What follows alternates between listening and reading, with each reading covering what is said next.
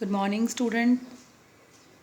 ये है आपकी हिंदी क्लास और मैं हिंदी टीचर लेकर आई हूँ पार्ट 2 वर्ण विचार। इससे पहले आपने पढ़ा भाषा और व्याकरण। अब आप पढ़ रहे हैं वर्ण विचार। भाषा की सबसे छोटी इकाई वर्ण है और वर्णों का व्यवस्थित समूह वर्णमाला कहलाता है। हिंदी वर्णमाला में कुल 44 वर्ण हैं। वर्णों को 2 भागों में बांटा जाता है, स्वर और व्यंजन। 11 स्वर और 33 व्यंजन। एक बात और बता दूं आपको, जो वर्ण होते हैं वो भाषा की सबसे छोटी इकाई इसलिए भी होते हैं क्योंकि उन्हें और तोड़ा नहीं जा सकता। 11 स्वर और 33 व्यंजन।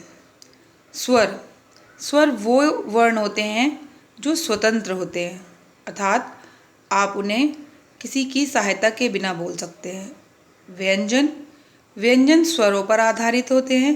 कोई भी व्यंजन बिना स्वर की सहायता के नहीं बोला जा सकता। स्वर अ से ओ तक के वर्ण स्वर होते हैं। उसके पश्चात आपके व्यंजन प्रारंभ होते हैं जिसमें वर्ग होते हैं, क वर्ग, च वर्ग, ट वर्ग, त वर्ग, प वर्ग। 5 अक्षरों का मेल यानी 5 वर्णों का मेल। देखिए, क से ख, ग, घ, न। क से ण तक के वर्ग जो वर्ण होते हैं वो क वर्ग कहलाते हैं। ठीक इसी तरह च से ञ तक के वर्ण च वर्ग कहलाते हैं। ट से अन तक के वर्ग ट वर्ग कहलाते हैं। थ से न तक के त वर्ग कहलाते हैं और प से म तक के प वर्ग कहलाते हैं। अर्थात इनका पहला अक्षर जो होता है वो इनके वर्ग के नाम को बताता है।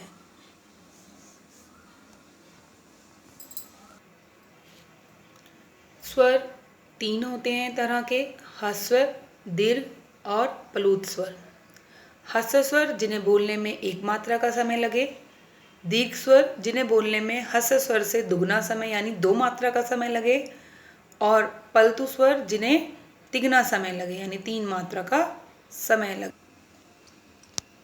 ए, ई, उ, री ये आपके ह्रस्व स्वर होते हैं। आ, ई, उ, ए, ऐ, ओ, औ ये आपके दीर्घ स्वर होते हैं।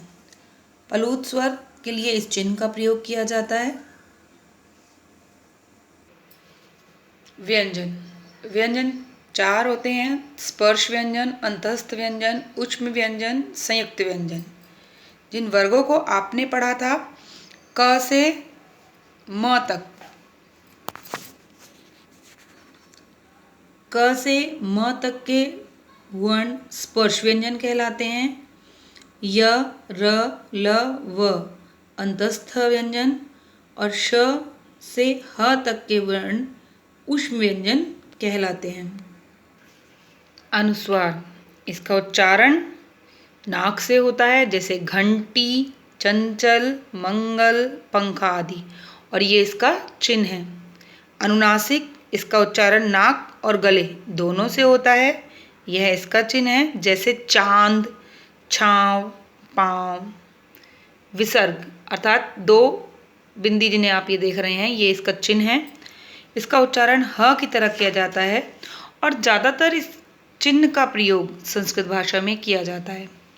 आगत ध्वनि इसका उच्चारण आ और ओ के बीच की ध्वनि के रूप में होता है, इसका चिन्ह ये होता है।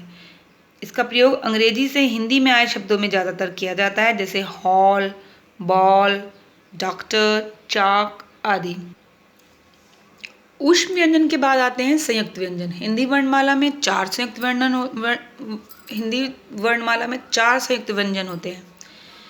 छ क्षत्रिय, ज्ञ ज्ञानी, त्र त्रिशूल और श श्रमिक, जिन्हें हम हिंदी वर्णमाला में पढ़ते आ रहे हैं।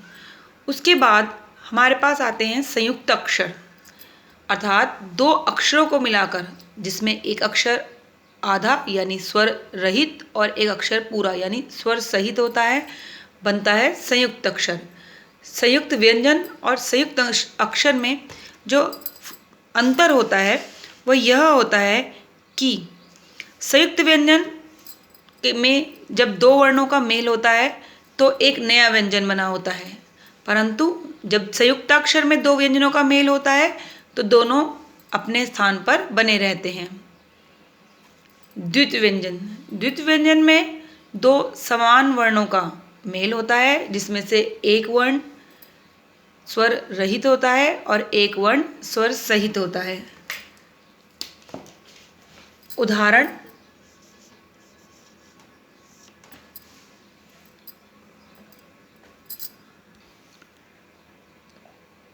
देखिए, आधा च और पूरा च, स्वर रहित और स्वर सहित समान व्यंजन, इन्हें कहते हैं द्वित्व व्यंजन।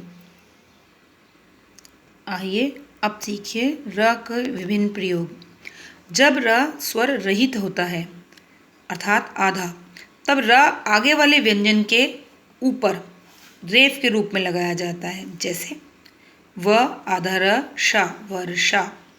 परंतु जब र स्वर रहित ना होकर स्वर सहित हो, स्वर सहित अर्थात पूरा र, तब वह अपने से पहले व्यंजन की खड़ी पाई के साथ पदेन के रूप में लिखा जाता है, जैसे स आधा, र आधा और ओ।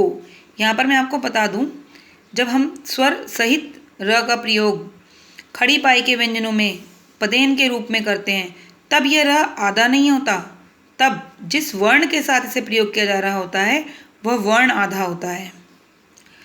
गोल गुंडी वाले स्वर सहित व्यंजनों के साथ र पदेन के रूप में लिखा जाता है, जैसे ट्रक, ट के नीचे र और क, इसमें भी ट ही आधा है और र पूर्ण है, अर्थात ट स्वर रहित है और र स्वर सहित है। आइए अब आपको वर्ण विच्छेद सिखाते हैं। किसी भी शब्द को वर्ण विच्छेद करने के लिए सर्वप्रथम उससे स्वर अलग करते हैं, जैसे क हलंत लगाने से इसका स्वर अलग हो गया, क प्लस अ, म प्लस अ, ल प्लस अ। देखिए, ये हुआ कमल। चिड़िया। हमेशा ध्यान रखिए, व्यंजन पहले आता है स्वर हटाकर, स्वर रहित कर और उसके साथ प्रयोग किया गया स्वर उसके उपरांत लिखते हैं, अर्थात बाद में लिखते हैं।